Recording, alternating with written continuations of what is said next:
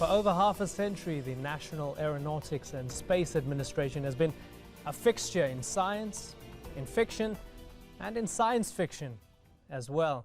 The organization I'm talking about, of course, is NASA. But is NASA now at a crossroads?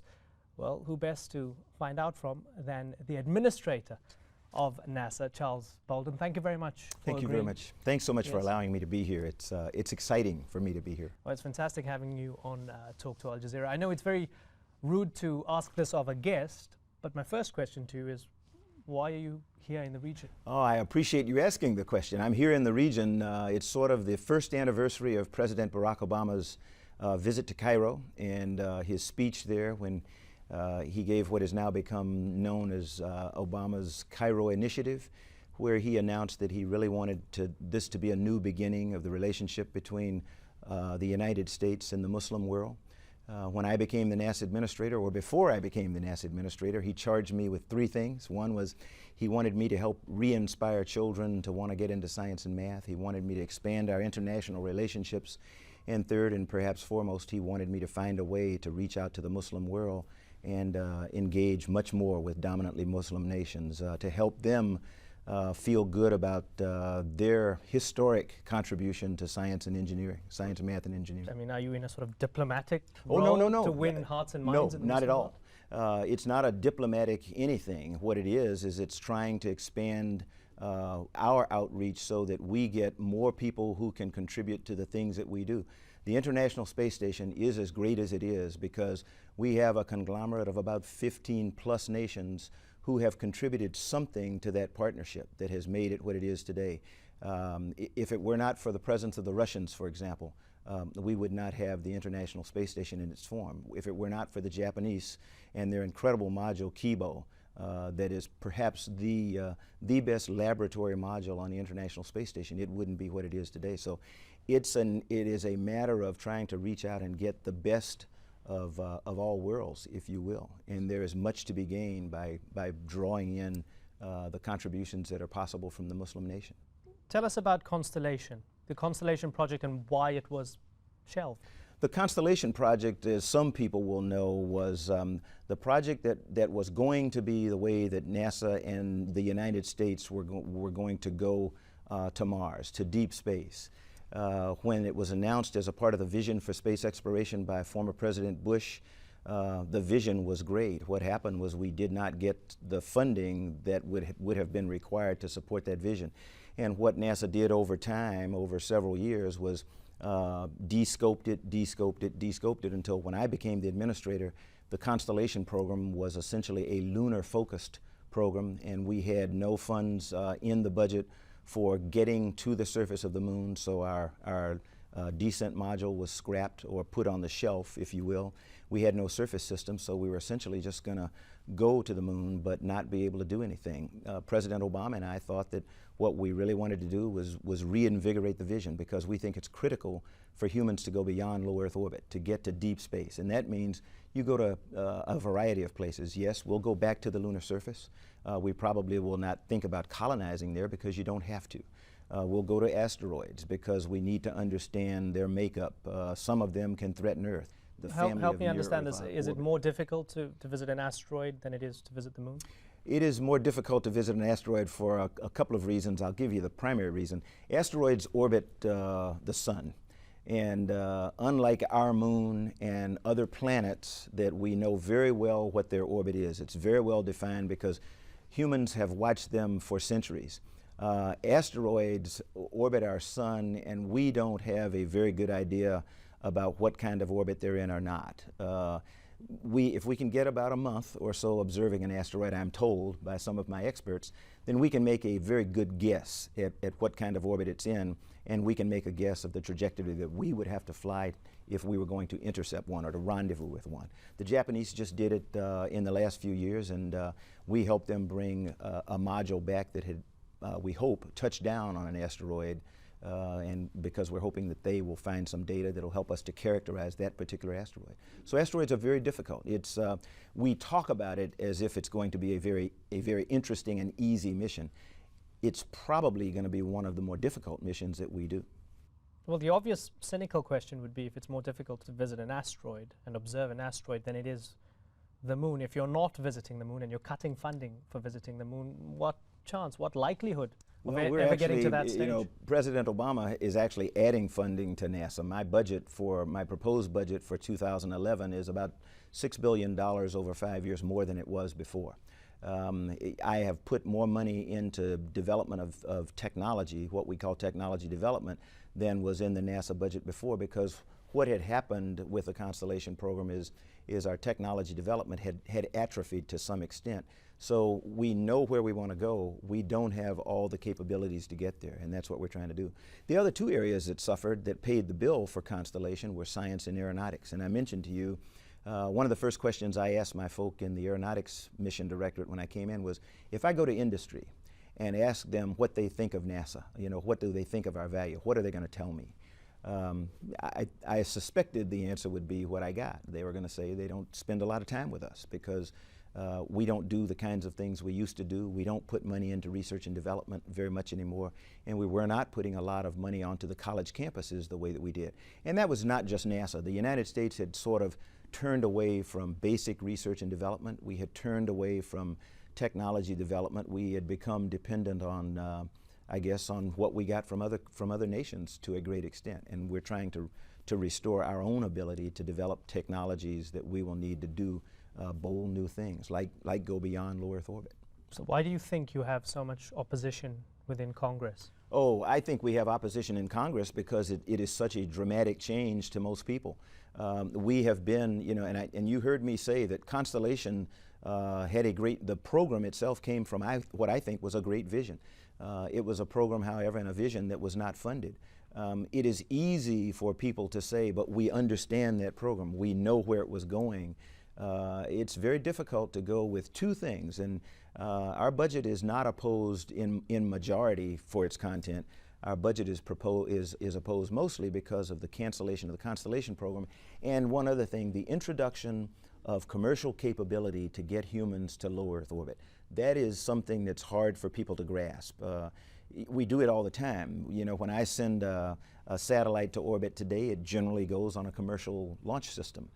But people don't grasp that as being the same as, but we're not going to do the same thing for astronauts, are we?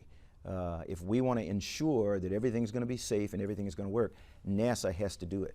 And I have to explain to people. But I mean, outsourcing to the commercial sector, wouldn't people worry that here you have taxpayers still funding it, yet now the interest is not NASA's interest, it's the interest of these particular companies? One of the complaints about NASA through the years has been that we have become NASA focused, that we have become NASA centric, and we do things for NASA's interest. I don't share that feeling, but that's something that I hear a lot from people from the outside. That's not good if people think that we fly missions to support NASA and the things we do. We do what we do to make life better for humans on Earth. We do what we do to make life better for people no matter where they live. And I'll give again, the International Space Station is an incredible example. Perhaps its best gift to humankind is this United Nations type entity that orbits Earth 16 times every day with multiple crew members from multiple nations, with components from multiple nations, that operates without warfare and rancor. Yeah, we disagree every once in a while, but we have a method by which we come to agreement on what we're going to do and how we're going to operate. That is perhaps the best gift that the International Space Station gives to the world today, to demonstrate to people that you don't have to be of like mind, you don't have to be from the same culture, but you can come together with a common mission that will be very successful and make progress for humankind. So you're saying that it excites you rather than worries you that China, India, Japan, all these countries are pumping money into space exploration? Oh, that really excites me. And it excites President Obama. In his message in Cairo, he talked about expanding our international outreach, expanding our international involvement. We're not going to go anywhere beyond low Earth orbit as a single entity. The United States can't do it, China can't do it. No single nation is going to go to a place like Mars alone, for a number of reasons. The technologies that we need to get there are going to come from a variety of different nations who offer different specialties and different talents. It's expensive. It is incredibly expensive to go to space. That's one of the things that Congress understands very well, and the American people understand very well as we find out how much it really costs. Well, I'm going to ask you about Yes. that in a moment, but first we have to take a short break. Stay with us here on Talk to Al Jazeera.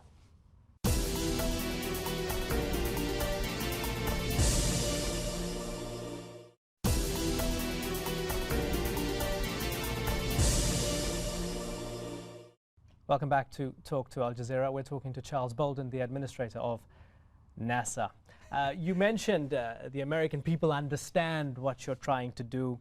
You mentioned that you're quite excited that other nations are pumping resources into space exploration. But at the crux of this, isn't there, and you must know this, isn't there the issue of American pride and the fact that many believe that the U.S. is losing its leadership role in space, and that might be worrying many American citizens? I think that might very well be worrying many American citizens. As I tell people, though, when I come from overseas, having attended what we call a heads of agency meeting, which is the heads of the 5 entities that are responsible for operating the International Space Station, they all make it very clear the importance of American leadership, and they all make it very clear that they like having the United States as the lead agency, having NASA as the lead agency for the International Space Station. And they all make it very clear that they want to go with us beyond low Earth orbit on into deep space. So while the American public may be nervous and antsy,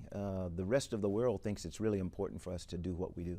How far are we from the militarization of space and the prospect of wars either being launched from space or being fought within space? My hope is that we're a long way away from that. And one of the things that we do at NASA is we are devoted to the peaceful uses of space. In fact, there are UN conventions, there are lots of laws, space laws, that try to keep space from being militarized. You know, as I mentioned before, the gift of the International Space Station is that it allows former nations that were formerly the bitterest of enemies, the United States and the former Soviet Union, now Russia, to come together for a common cause and a common mission and do things that probably we would never have imagined. Isn't the before. argument that that particular competition, the Cold War, was exactly what space exploration needed to give it that impetus, that push? There is no impetus at the Some moment. people say that because some people feel you have to have an enemy to accomplish anything. And I contend again, we have demonstrated time and time again that you don't have to have an enemy. What you need for competition is a goal to which many people are seeking to pursue. And some people will be willing to come together in the pursuit of that goal. Others will choose to stay on the outside in pursuit. But that doesn't mean that the competitor is an enemy. I look at it not much different than the World Cup right now. I don't think any of the teams that go to battle, you know, on the pitch in the World Cup down in South Africa right now consider themselves enemies. But they do consider themselves fierce rivals and fierce competitors. And they will fight to the very end until the match is over, and then they go drink beer together. Well, they played golf on the moon. I hope they play football at some stage. We spoke about opposition to UN President Obama within Congress and this new vision that the two of you have for NASA. What about opposition from former NASA Administrator Michael Griffin? Because I've got a quote from him. He says, quote, "The administration's new budget offers a plan to dismantle an ongoing program, but offers no coherent replacement." No coherent replacement. That's pretty strong words from him. And Mike is still a very dear friend, to be quite honest. We have worked together for a number of years. I respect his opinion. I think he respects mine, and I just respectfully disagree with him. I think we have a very coherent plan. The plan brings in a lot more than was there before under Constellation, and the plan is one that includes not just a lunar program, but it includes a lot of development of the technologies and the capabilities that are going to allow us to do the things that the vision for space exploration said America was going to do. It also means that we're going to rely on our international partners much more than before. We're going to do what we call putting them in the critical path, which means we're going to give them or trust them with responsibilities that they may not have been trusted with before. You were a Marine. I am a Marine. You are a Marine. Yes, I'm just retired. You were. But once a Marine, always a Marine. And it's more than just words. We could talk about that for a long time. You conducted fighter pilot missions. No, I was an attack pilot, and there's a subtle difference. In the Vietnam War? I did, long time ago. Why did you become an astronaut after that? I became an astronaut, to be quite honest, because I was inspired by a young man from outside of Columbia, South Carolina, very similar to me, a gentleman by the name of Ron. I always refer to him as the late, great Dr. Ron McNair. He perished on the Challenger in January of 1986. But shortly after becoming an astronaut, I met him. I was a test pilot. And he asked me if I was going to apply for the space shuttle program. I told him, not on your life. And he looked at me and he said, why not? I said, I'd never get picked. And he said, that's the dumbest thing I ever heard. How do you know? If you don't try, how do you know you won't get selected? And so he kind of goaded me into applying, and I applied. But it was also an opportunity for me to give something back to a nation that has been incredibly kind to me, has allowed me to do things that I never dreamed of. So as a Marine who became an astronaut, been to space 4 times? Yes. After this diverting of funding, changing of funding, Constellation project being scrapped, do you feel that if you were 30 years younger or 20 years younger and you were a young aspiring astronaut, you would have taken the same path given NASA is doing what it's doing now? You mean if I were an astronaut, would I support what I'm doing right now? If I were an active astronaut getting ready to fly or somebody who wanted to become an astronaut? If I were somebody who wanted to become an astronaut, I would be enthusiastic. When I go out and talk to kids on college campuses or those who are even in high school who understand, really follow the space program, the vast majority of them, this is a generational thing, the vast majority of young people are really excited about where we're going. And I get emails, I get letters, I get things from them saying, you know, thank you, because they do not want to stay strapped in low Earth orbit. There's nothing wrong with that. It's really necessary. But they want to go where I wanted to go when I came to the space program. When I finally applied and I was selected, I actually thought that I would fly a couple of space shuttle missions and then I'd go off and train to go to the moon. And that before I left being an active astronaut, I would be a person who would go back to the moon. And I still think that may have happened had it not been for the Challenger accident. So for me, you know, my dream has been deferred. I will never be, probably, I won't say never, I probably will not go to the moon or go to Mars, but my granddaughters will. And they will because of what President Obama and I are trying to do right now. We're trying to put a program in place that will be properly funded, that will allow the United States to lead a group of nations on a quest that humankind has sought since we can remember, since even before there was an airplane. You know, Jules Verne had written stuff and people dreamed of going to space and doing things. So it's something in the human DNA, and I'm hoping that I can enable my granddaughters to go beyond that mountain or go to the other side of that river, or in this particular case, go beyond the other side of the sea that we call space, and get to a place where people have never been before. Something that's also within the human DNA seems to be fear. Fear is very important. The recent reports about Yes. possible solar flares in 2013 hitting the Earth. I'm assuming NASA would know best about it. And of course, I mean, it's a year late for those calling for Armageddon in 2012. But I mean, what's the possibility of the Earth being hit by anything? You and I saw the same thing, I think, about one of the projections from one of my heliophysicists. We know that there are solar flares and they occur randomly.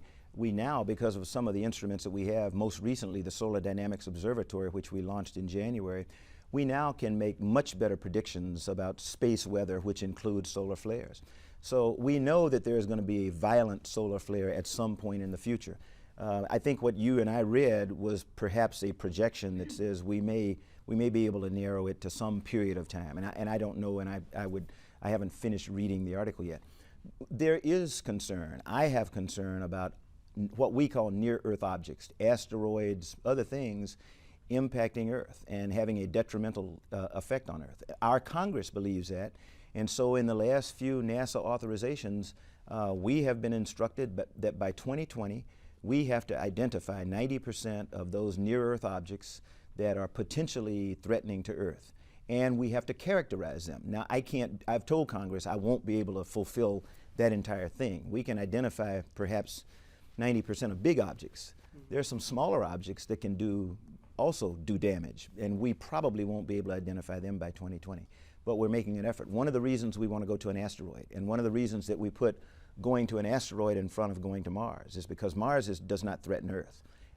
A potential asteroid coming toward Earth does threaten this planet. And so I would like to be able to get a robotic mission to an asteroid as quickly as possible to be able to determine what's it made of. Is it sand or is it metal? If it's sand, we're not really worried that much about it because it's probably going to impact Earth and, go away. Metal would be a bad day. We could have another ice age, and instead of the extinction of the dinosaurs, it would be the extinction of you and me, and I'm not real happy about that. Final question. Yes. You've been to space 4 times. Yes. You're the administrator of NASA. Yes. Is there anything out there except us? I don't know. NASA has spent incredible resources over time, over years, over decades, trying to find out whether there are other life forms in our universe. We ping a signal out all the time, waiting for somebody to answer, and so far nobody's answered. On every one of my 4 space shuttle missions, although I knew that it was very unlikely that I was going to see any evidence of any other life form, I looked. You did? I did. I'm no different than the little kid, who wants to see an alien. My faith tells me that there is a very, very good possibility that there is, but I have no evidence. Charles Bolden, it's been a pleasure. Thank you very much. Thanks so much.